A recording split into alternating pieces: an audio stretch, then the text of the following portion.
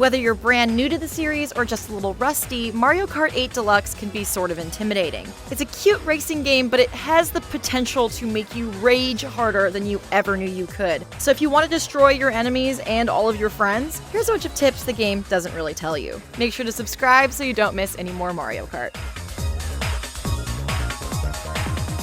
First things first, you probably know how to accelerate and steer, but if you really want to start racing, you gotta know how to boost. To get a boost at the start of a race, press and hold A as the countdown fades from 2.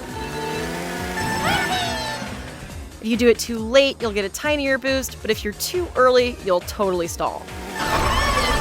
During the race, press R when you're going off a jump or ramp to get a boost. But if you're going too fast into a turn, don't be afraid to brake so you don't go flying off the track.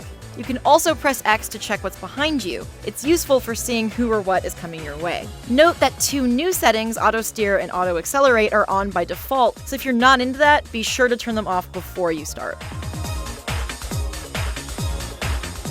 Once you've gotten the hang of driving, it's time to drift. This one takes some practice. Your main goal is to turn as tightly and quickly as possible to keep your time low and prevent yourself from flying off the track. And the longer you drift, the better your speed boost will be when you let go. You'll see sparks flying off your kart.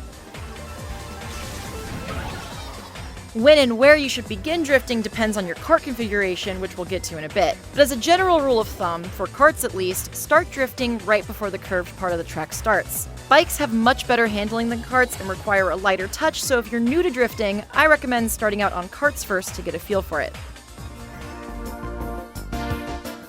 Once you've played a bit, you'll probably have a fair amount of coins. You can collect up to 10 each race. Don't ignore them because they go toward unlocking kart parts, and kart customization really matters. Karts have 5 stats: speed, acceleration, weight, handling, and traction. Press the plus or minus button to see stats in the kart selection screen. The first 2 are pretty self-explanatory. The speed stat indicates your top speed, while acceleration is how quickly you gain speed and therefore recover from getting hit or falling off the track.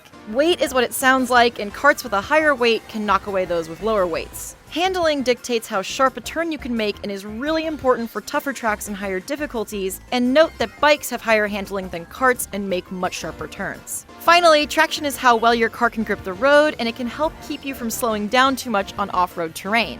Experiment with different kart builds to find one that works for you. I prefer high top speed, middling acceleration, and high handling over anything else. These stats are partially affected by the character you choose. There are 3 main weight classes: light, medium, and heavy, with a bit of variation within them. Characters like the babies, Toad, and Dry Bones are light, mid-sized characters like Mario, Peach, Yoshi, and the Inklings are medium, and larger and metal characters like Rosalina, Bowser, Wario, and Pink Gold Peach are heavy. Heavier characters have higher top speeds but lower acceleration, handling, and traction, so tailor your kart to account for the character you choose. Nintendo's record best times on the Wii U version were set with heavy characters using the sport bike, slick wheels, and parafoil glider for the most part. For right now, I'm rocking the mid-weight Inkling Girl with the splat buggy, slick wheels, and super glider, and it's working well for my style. I recommend testing out new kart configs in the time trials mode to see which setups get you the best times.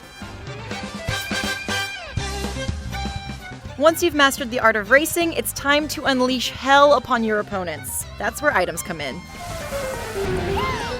You can use items with L, but if you hold L, you can carry some items like bananas and shells behind you. If you're targeted by a red or green shell, they'll protect you from getting hit. Just don't do it with a bob-omb because it'll explode. If you're in first and you get a super horn, hold on to it. It can knock away items and other racers, but it can also protect you from the infamous blue shell. Use it while the shell is hovering over you to destroy it and everyone else's hopes of winning. Even if you've unlocked everything you could possibly want, don't ignore coins. Having 10 grants you a very small top speed boost, and it can mean the difference between first and second place. Finally, when you get a mushroom, save it for shortcuts. It'll help you make it over grass or other weird surfaces so you can save a bunch of time. If you're curious about where the best shortcuts are, you're in luck because we already have a handy video all about them.